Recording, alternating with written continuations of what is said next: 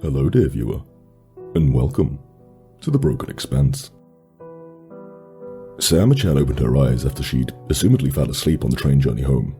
Understandable though, as a last year student studying for her PhD in medicine, and as expected of one of the top students at her university, she usually stayed late to make sure she got in as much time as possible to prepare for her exams. As Sayama-chan rubbed the blur from her eyes, she looked around the carriage and noticed it was far, far emptier than usual. Only 5 of their passengers, all of whom were asleep as she had been. Her heart quickly began racing as she noticed the sun setting. She gathered that she'd slept far longer than intended and hurriedly checked her phone, a little before 9 p.m. You see, usually she'd arrive at the station closest to her home by no later than 8 p.m. Sighing in annoyance, she rose from her seat and began making her way through the carriage to find an attendant, to ask where the train is headed and if or when it would circle back around. However, strangely there seemed to be no one. No sound of shoes walking, no sound of the refreshments cart in the distance. Other than the sound of the train moving gently over the tracks and the gentle breathing of the other passengers, there was nothing. Just silence. Sayama-chan then, of course, decided to make her way to the next carriage over, but the door, it was locked. Tugging at it and pressing the button to open it repeatedly, but it was completely useless. Confused, she made her way to the other end of the carriage to try the other side, but it was the same story. Feeling her heart beating harder in her chest and her breathing growing heavier, she reluctantly began to try and wake the other passengers. Yet they wouldn't. Desperately, she took to poking, prodding, and even shaking them, and still not a single one would so much as stir. They just stayed sat, eyes firmly shut and slowly breathing in and out as though in a peaceful dream. Becoming more frantic now, Sayama-chan reached for her phone to message her friends in their group chat, telling them about the situation and pleading for their advice. Unfortunately though, while they wanted to help, they were stuck for suggestions just as she was. Looking out of the windows in between messages, Sayama-chan realized that any and all signs of civilization had disappeared, and all that was left to see with the last remaining sunlight was fields and mountains, before total darkness overtook the carriage, and she realized she was entering a tunnel. Decidedly more distressed, she began asking her friends if they even knew of such a route, as she certainly couldn't think of any remotely like this close to where she lived. However, before her friends had had time to finish replying, the train exited the tunnel and slowed until finally stopping at a station. The door to the carriage opening to the side, Sayama-chan sighed in relief as she felt a wave of hope wash over her. Exiting the train, she stood looking for attendants, taxis, cleaners, anyone, but the station sat in complete isolation. No one, no noise, no announcements, just the sound of the train purring on the track. Looking back at her phone and updating her friends, they advised her to look for a name for the station. Then all she had to do was ring her dad to come and pick her up. Sure, he might be a little annoyed, but he'd gladly do it, of course. Looking around, she saw the name written above one of the unmanned ticket booths. Kisaragi Station. Strange, she'd never even heard of this station before. Quickly replying on her phone the name of where she was, her friends briefly went silent and Sayama-chan was left standing in the dimly lit abandoned station. The sun now set, and with a sense of impending dread building inside of her. Then, snapping her out of her haze, her phone pinged. Rushing to read what her friends had said, it wasn't good. Kisaragi Station didn't exist. It wasn't on any maps, train line websites, ticket booking sites, nothing. In fact, there was only one mention of the station on the whole internet.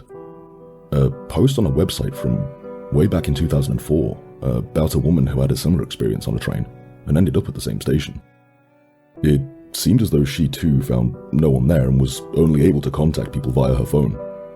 Asking Sayama-chan to wait a second while they did more digging on what had happened, she informed them that she was going to call her dad for help. Leaving Messenger, she opened up her contacts and began to call while making her way back to the train. Unfortunately for her though, just as she approached the platform, the doors closed and the train began off into the distance. Her phone answering a few moments later, a now increasingly distressed Sayama-chan filled her father in on the situation, who, like her friends, searched frantically to find the station, but again, to no avail. Worried for his daughter's safety, he urged her to put the phone down and call the police, as they should have the details of every station in every prefecture, even the most remote and isolated. Agreeing with him, Sayama-chan put down the phone after both telling each other how much they loved each other, and she proceeded to call the police. After yet again explaining her situation and what had happened, Sayama-chan found herself even more alarmed, as unlike her friends and father, the police simply refused to believe her and began chastising her for wasting police time, even going so far as to threaten her with further action if she called them again, before angrily slamming down the phone. A mix of sheer terror creeping over her, shock at the response by the police and just wanting to be home safe in her bed, Sayama-chan began trembling as tears flooded her face. Gripping her phone tighter, she shakily held it up again to see what her friends had once again responded with. Opening the message, all she could read was, "Sayama, get back on the train. It's danger." Suddenly her screen cut to black as her battery died. Muttering no, no, no, no, over and over again to herself under her breath, she tried desperately to get her phone to turn back on. But short of coming up with the phone's logo a few times before shutting off again, it just wouldn't work. Angrily throwing her phone into her handbag, her mind began to race with thoughts of what to do next. She tried to find payphones, but to no avail. Then tried to look for taxis out the front, but there were none, and even if there were, she wouldn't be able to get to them through the glass doors as they were also locked. She even thought of waiting until morning and just hoped that people returned tomorrow. But this place, the feeling it gave her, it was wrong somehow. Then it started. The sound of drums, perhaps, mixed with what sounded like bells, far off in the distance. But the sound they emitted just intensified the feeling of unease. She concluded her only option, as dangerous as it was to hop on the tracks and walk back the way she came, alone, in total darkness. But it was all she could do because she knew, for whatever reason, she did not want to meet who or what was making the noise. Jumping off the platform as her final lifeline, Sayama-chan began down the darkened track, further and further, but something was wrong. The drums and bells were getting closer, louder. She also now thought she could hear what sounded like marching. Picking up the pace, Sayama-chan began striding as fast as she could, until the tunnel she had been through was back in her line of sight. But the drums, the bells, the marching, sounded closer than ever. Fearing for who or what she'd see if she turned around, she picked up the pace again. Running full speed now, she quickly approached the tunnel, and taking one final sobbing breath, she threw her legs forward and began sprinting through the pitch-black tunnel. Further and further she went until she tripped, face first onto the track and the gravel surrounding it. Laying there, still heaving for air in the total void of light that was her surroundings, she listened out for the noise, but it had disappeared. No drums, no bells, no marching, just deafening silence. Picking herself back up and ready to brush herself down and continue forward and out of the tunnel again, she's quickly confronted face to face by a translucent spectre of a woman. Jumping back in fright, this young, smartly dressed woman simply uttered, "Don't go. It's not safe." And as her ghostly spectre spoke the last word, her and her voice disappeared into the ether. Trembling and almost hyperventilating, Sayama-chan picked herself up once more, running full force through the tunnel until she could finally see, if nothing else, what little sunlight there was on the other side. Pushing ever forward, she finally reached the exit, sighing with relief and half laughing to herself with a mixture of nervous energy and relief that she'd escaped that awful noise and terrible tunnel. She's further elated still as she looks up and sees a fairly young, well-dressed man leaning on the side of a car that was parked at the end of a dirt road leading to the tracks. More hopeful than she'd felt in hours, she began quickly towards the man, yelling for his help. The man looked up and appeared concerned, worried for her well-being. And upon reaching him, Sayama-chan spilled everything to the man about her terrible ordeal. The man's disposition was calm, friendly and empathetic, and finally she felt like everything would be okay.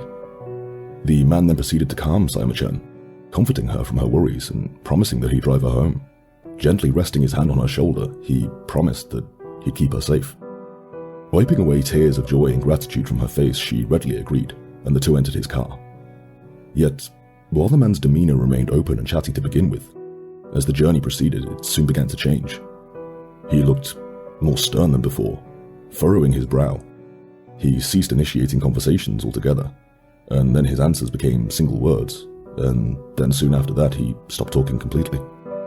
With the tense atmosphere in the car, Sayama-chan's attention was briefly drawn away from the man and back to her surroundings, and she realized he was going the wrong way, back the way of the station.